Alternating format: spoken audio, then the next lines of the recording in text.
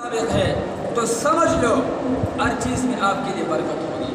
اور اگر ظاہراً آپ کو برکت نظر نہیں آ رہی ہے پھر بھی اللہ کی طرف سے اس میں ضرور برکت ہوگی. اور اس میں بظاہر آپ اس کو برا سمجھو گے, آپ اس کو نقصان سمجھو گے, آپ اس کو شر سمجھو گے, لیکن اللہ نے اس کو آپ کے لیے اس میں خیر رکھا ہوگا. اور اگر آپ کا عمل دین شریعت اور سنت کے خلاف ہے تو پھر آپ کے کام میں بھی برکت نہیں ہوگی, آپ کے دکان میں بھی برکت ہے. آپ نماز پڑھتے نہیں ہیں, صبح آتے ہو ویسے چہرہ بھی نہیں دھوتے, بس منہ کال کر کے آ کر کیا کرتے ہیں, دکان پہ آ کر بیٹھ جاتا ہے, نہ قرآن پڑھتا ہے, نہ سورۃ یاسین پڑھتا ہے, اور نہ نماز پڑھتا ہے. پھر کہتا ہے دکان کے اندر نحوست نہیں ہے, کاروبار کے برکت نہیں ہے, دکان کے اندر برکت نہیں ہے, کاروبار کے اندر تجارت کے اندر برکت نہیں ہے. تو آپ کے اندر خود برکت نہیں ہے, آپ کے اندر دین نہیں ہے. آپ کا عمل, آپ کی تجارت, آپ کی زندگی, آپ کا رہنا سہنا, آپ کا چلنا پھرنا, آپ کا اٹھنا بیٹھنا, آپ کا لیٹنا سونا, آپ کا اٹھنا بیٹھنا, آپ کا جاگنا, آپ کا کھانا پینا, آپ کی زندگی قرآن کے مطابق نہیں ہے, آپ کی زندگی سنت کے مطابق نہیں ہے, تو پھر کیسے آپ کے کاروبار میں برکت ہے؟ اس لیے آپ سب کچھ اپنی زندگی بال سے لے کر ناخن تک اور اپنی ساری زندگی 24 گھنٹے کی آپ دین کے مطابق بناؤ, سنت کے مطابق بناؤ, پھر آپ کے لیے ہر چیز کے اندر برکت ہو. تو اس لیے کسی بھی چیز کے اندر نحوست کا خیال ہی ٹھیک ہے. نمبر 2, دوسری بات, بعض لوگ وہ سمجھتے ہیں بیماری ایک سے دوسرے کو لگ جاتی ہے, ایک سے دوسرے کو, خاص کر کے کینسر کی بیماری کے بارے میں ہمارے پٹھان کہتے ہیں کینسر کی بیماری دوسرے کو لگ جاتی ہے. سمجھ کے کرونا آیا تھا, کہتے ہیں یہ بیماری اس کو لگ جاتی ہے. میرے بھائی یہ بات غلط ہے. اللہ کے نبی نے فرمایا لا عدویٰ, یہ زمانہ جاہلیت کا عقیدہ ہے. لوگ کہتے ہیں یہ بیماری اس کو لگی, اس مریض کے پاس نہ جاؤ نہ تو بیمار ہو جائے گا, بیماری تجھے لگ جائے گی, تیرے اندر منتقل ہو جائے گی. جب اللہ کے نبی کو پتہ چلا, اللہ کے نبی نے فرمایا لا عدویٰ, ایک کی بیماری دوسرے کو منتقل نہیں ہوتی, ایک کی بیماری دوسرے کو نہیں لگتی ہے. اس لیے مریض کے پاس جانا چاہیے, اس کے پاس بیٹھنا چاہیے, سنت عمل ہے, اس کی ذمہ داری کرنی چاہیے اور اس کے پاس جا کر اس کو تسلی دینی چاہیے. تو بیماری, ایک کی بیماری دوسرے کو, بعض لوگ ایک حدیث کا سہارا لیتے ہیں, کہتے ہیں حدیث میں اللہ کے نبی نے فرمایا ہے فر من المرضوب فرار الاسد.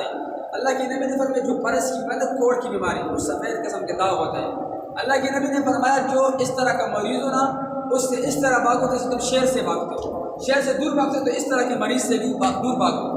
تو بعض لوگ کہتے ہیں اللہ کے نبی نے یہاں پر فرمایا کہ اس طرح کے مریض کے پاس, برس کے مریض کے پاس مت بیٹھو, اس طرح کی بیماری تمہیں لگ جائے گی. تو میرے بھائیوں, آپ صلی اللہ علیہ وسلم کا مقصد ہی ہرگز نہیں. آپ کا یہ فرمان کہ بھئی برس کے مریض سے دور بھاگو, شہر کی طرح بھاگو, آپ کا مطلب یہ نہیں تھا کہ بیماری تجھے لگ جائے گی. اصل بات یہ ہے کہ اس زمانے میں لوگوں کا خیال یہ تھا کہ ایک آدمی کی بیماری دوسرے کو لگ جاتی ہے. آپ صلی اللہ علیہ وسلم نے فرمایا کیا پتہ تیرا جو ایمان ہے, تیرا عقیدہ کمزور ہو اور اللہ نے تیرے لیے پہلے سے لکھ دیا ہو, جس طرح یہ بیماری اس کو لگ گئی ہے یہ بیماری تجھے بھی لگے گی. یہ بیماری اللہ نے پہلے سے تیرے لیے لکھ دی ہو کہ یہ آدمی بھی بیمار ہوگا, اس کو بھی برس کی بیماری لگے گی. کیا پتہ ابھی آپ اس مریض کے پاس چلے جائیں, آپ کو تو بیماری جو لگنی ہے وہ تو اللہ نے تقدیر میں لکھی ہے, لیکن کیا پتہ ہے آپ کو بیماری لگ جائے اور آپ بعد میں کہے کہ یہ بیماری مجھے اس سے لگ گئی ہے, تو پھر تمہارا عقیدہ خراب ہو جائے گا. تم یہ کہو گے بیماری اس سے لگی ہے, تمہارا اللہ پر ایمان کمزور ہو جائے گا, اللہ سے ہونے کا یقین کمزور ہو جائے گا. اس لیے اللہ کے نبی نے فرمایا برس کے مریض سے بھاگو. سمجھ گئے؟ یہ مطلب ہرگز نہیں ہے کہ بیماری دوسروں کو لگ جاتی ہے. اور میرے بھائیوں, تیسری بات, بعض لوگ فال لیتے ہیں, فال, اس کو کہتے ہیں شگون لینا, بدفالی لینا, نیک فالی لینا. یہ بھی ٹھیک نہیں ہے, یہ بھی جائز نہیں ہے. حضرت انس بن مالک فرماتے, غالباً ایک صحابی ہے رضی اللہ تعالیٰ عنہ, وہ فرماتے ہیں کہ میں نے اپنے والد مالک سے سنا کہ حضرت مالک نے مجھے فرمایا کہ اللہ کے نبی صلی اللہ علیہ وسلم نے فرمایا ہے پرندوں سے فال لینا, پتھروں سے فال لینا, یہ ساری چیزیں اللہ کے نبی نے فرمائی یہ بت پرستی کی علامت ہے. یہ ساری چیزیں کیا, یہ شرک ہے اور یہ بت پرستی ہے. سب کچھ کرنے والا اللہ ہے, اور اللہ جو کرے گا اور جو کرتا ہے جو کچھ اللہ نے تقدیر میں لکھا ہے اس کا علم اللہ کے علاوہ کسی کو یہ پرندہ دکھائے گا آپ کو کہے گا آج پاکستان میں جیتے گا وہ پھر ہار جاتا ہے. آج پرندہ دکھائے گا آپ کو کہے گا آپ کا بیٹا ہوگا ادھر بیٹی ہو جاتی ہے. جھوٹ بولتے ہیں یہ غلط ہے. نیک فالی نہیں ٹھیک ہے نہ نیک فالی نہ بد یہ بدشگونی نہیں ٹھیک ہے. سب کچھ اللہ کرتا ہے اور یہ جو خیالات ہے یہ غلط ہے. یہ خیالات تو نیک فالی ہے نا بدفالی نہ بدشگونی ہے نہ فال معلوم کرنا یہ جو لوگ کرتے ہیں ان کے پاس جانا بھی ٹھیک نہیں ہے اور یہ کام بھی ٹھیک نہیں ہے اور یہ کام کروانا بھی ٹھیک ہے. ما یفتح اللہ للناس من رحمت فلا ممسک لها. جو کچھ اللہ کرتا ہے جو رحمت اللہ دیتا ہے پھر اس کو کوئی روکا نہیں سکتا. وما یمسک فلا مرسل له. اور جس کو اللہ بند کر دے روک لے فلا مرسل اس کو پھر کوئی اس کو کھولنے والا. سب کچھ کون کرتا ہے اللہ. سب کچھ کون کرتا ہے اللہ. اور سب کچھ کا علم کس کے پاس ہے اللہ کے پاس ہے. تو یہ جو آپ کو کہتے ہیں آپ کا بیٹا ہوگا میں فال لیتا ہوں آج یہ ہوگا کل یہ ہوگا بعد میں یہ ہوگا شادی ہوگی نہیں ہوگی یہ ساری باتیں غلط ہے. یہ تو غلط حقیقت ہے. گویا کہ ان کا مطلب ہے کہ ہم آپ کو غیب بتاتے ہیں اور غیب کا جو صفت ہے یہ اللہ تبارک و تعالیٰ کا صفت ہے اور صفت خاصہ ہے. ایک ایسی صفت ہے کہ اللہ کے ساتھ خاص ہے اور جو صفت اللہ کے ساتھ خاص ہو اس صفت کے اندر اللہ کے علاوہ کسی اور کو شریک کرنا اس کا نام شرک ہے. ان الشرک لظلم عظیم. اللہ نے قرآن میں فرمایا شرک بہت خطرناک گناہ ہے بہت بڑا گناہ ہے. ومن یشرک باللہ فقد افترى اسما عظیما. جو اللہ کے ساتھ کسی کو شریک ٹھہراتا ہے وہ اللہ پر بہت بڑا بہتان باندھتا ہے اللہ پر بہت بڑا جھوٹ بولتا ہے. اللہ نے قرآن میں فرمایا ہر گناہ معاف ہو سکتا ہے لیکن جو شرک کرتا ہے اللہ کے ساتھ کسی اور کو شریک ٹھہراتا ہے اللہ کا صفت خاصہ کسی اور کو دیکھتا ہے تو اس آدمی کی بخشش پر مغفرت یہ گناہ معاف نہیں. میرے بھائی وَمَن يَتَوَكَّلْ عَلَى اللَّهِ فَهُوَ حَسْبُهُ. ہم کیا کریں گے ہر چیز میں توکل کس پر کریں گے اللہ. بھروسہ کس پر کریں گے اللہ پر.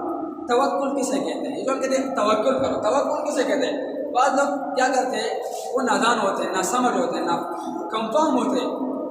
وہ کہتے ہیں کہ چوکیدار رکھ لو گھر کے باہر آپ کے پاس گھر میں بیمار وغیرہ پڑے کہتے ہیں اللہ پر توکل.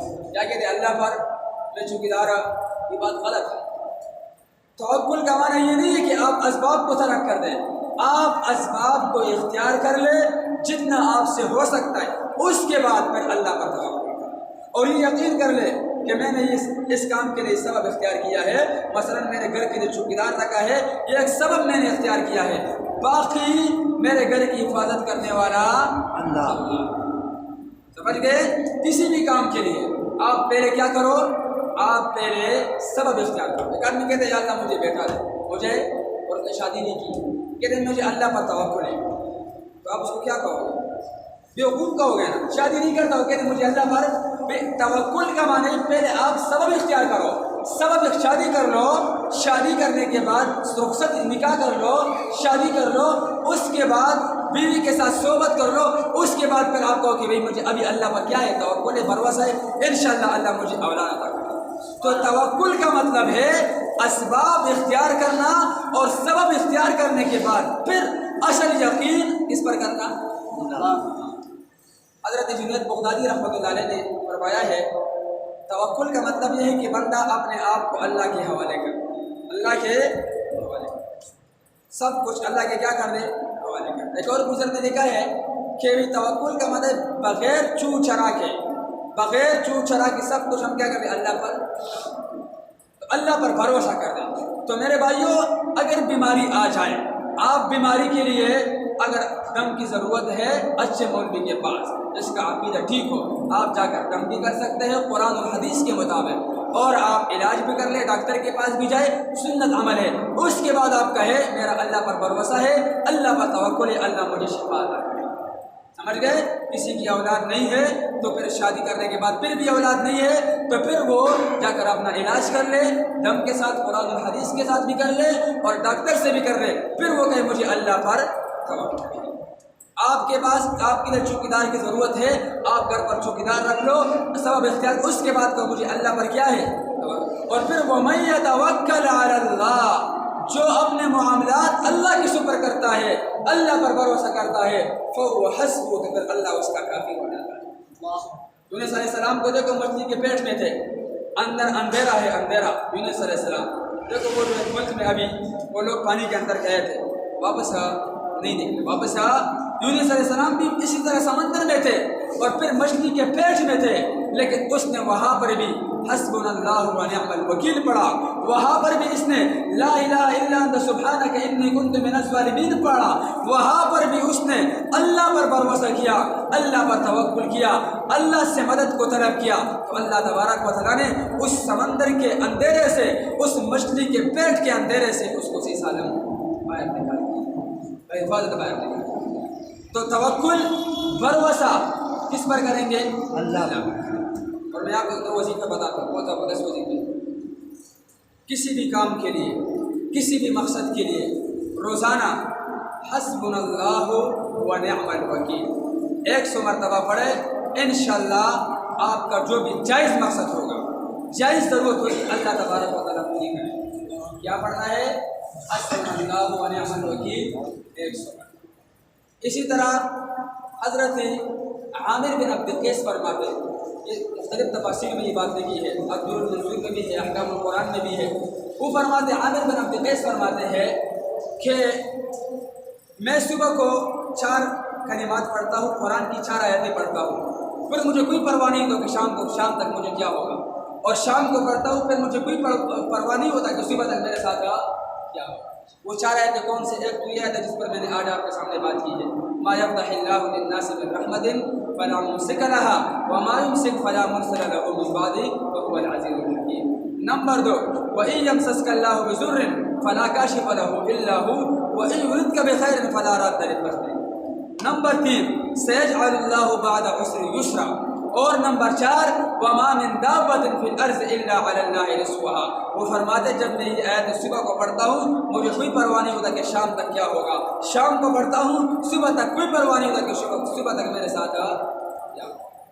تیسرا وظیفہ، حضرت امیر معاویہ رضی اللہ تعالیٰ عنہ نے جب وہ امیر تھے، خلیفہ تھے، جس وقت امیر تھے، تو اس نے اس وقت اپنے گورنر کو، اس وقت کوفہ میں اس کا جو گورنر تھا وہ حضرت مغیرہ بن شعبہ رضی اللہ عنہ، ان کو خط لکھا، اور خط میں ان کو لکھ کر ان سے پوچھا کہ کیا آپ کو آپ صلی اللہ علیہ وسلم کی کوئی بات یاد ہے جو آپ نے اللہ کے نبی سے سنی ہو؟ تو پھر اس نے آگے سے اپنے مشیر کے ذریعے سے جواب لکھا کہ ہاں مجھے اللہ کے نبی کی ایک بات یاد ہے، اللہ کے نبی جب فرض نماز پڑھتے تھے اور نماز سے فارغ ہوتے تھے تو اللہ کے نبی پڑھتے تھے لا الہ الا اللہ وحدہ لا شریک لہ لہ الملک و لہ الحمد وہو علی کل شیء قدیر اللہم لا معطی لما منعت اللہم لا معطی لما منعت ولا معطی اللہم لا مانع اللہم لا مانع لما اعطیت، کہ اللہ جس کو آپ دے لا مانع، اس کو کوئی روکنے والا، ولا معطی لما منعت، اور جس سے آپ روک اس کو کوئی دینے والا، ولا ينفع ذا الجد منك الجد اللہم لا مانع لما اعطیت ولا معطی لما منعت ولا ينفع ذا الجد منك الجد۔ کہا کہ اللہ کے نبی ہر فرض نماز کے بعد اس کو پڑھا کرتے تھے، اس لیے یہ جو قرآن وظیفے ہے، احادیث سے وظیفے ثابت ہے، اس کو پڑھ کرے سارے مقاصد، ساری ضرورتیں اللہ سے مانگے، سب کچھ کرنے والا اللہ تبارک و تعالیٰ ہے۔ اللہ تعالیٰ ہمیں توفیق نصیب فرمائے۔ وآخر دعوانا ان الحمد للہ رب العالمین۔